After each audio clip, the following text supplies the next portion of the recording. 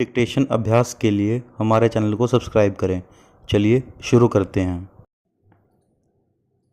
गति लेखन संख्या 4 GD बीस्ट रेडी स्टार्ट। सभापति जी भारतीय स्वाधीनता संग्राम के समय दो नारे हमारे देशवासियों को सुनने को मिले। पूर्णविराम। एक लखनऊ से और दूसरा इंदौर से। पूर्णविराम।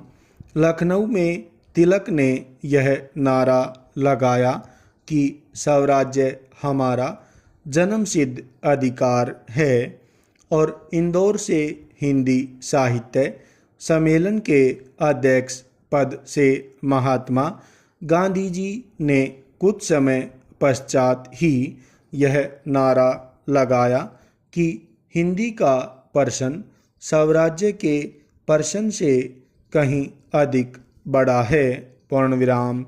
आगे चलकर ये दोनों नारे साथ साथ मिलकर चले और भारतीय स्वाधीनता संग्राम के दोनों ही अंश बन गए। पूर्णविराम।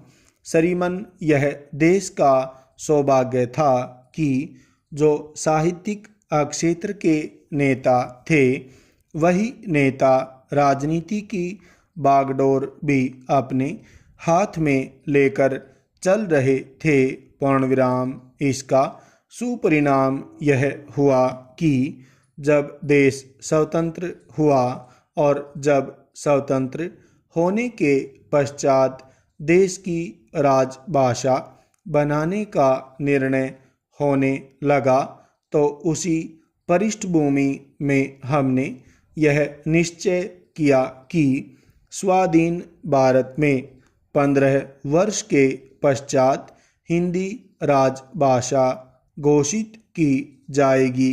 पूर्णविराम। हिंदी साहित्य सम्मेलन को राष्ट्रीय महत्व की संस्था घोषित करते समय मुझे लगता है कि सरकार के सामने दो दृष्टि बिंदु थे। पूर्णविराम।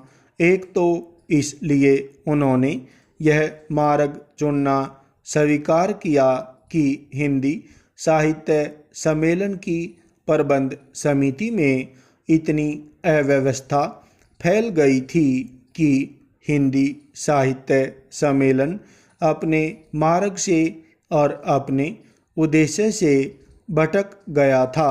पूर्णविराम।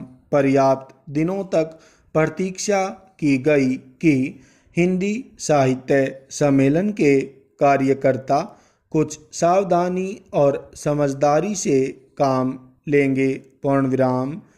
लेकिन जब वे ऐसा नहीं कर पाए तो विवश होकर सरकार को इस प्रकार की व्यवस्था करनी पड़ी।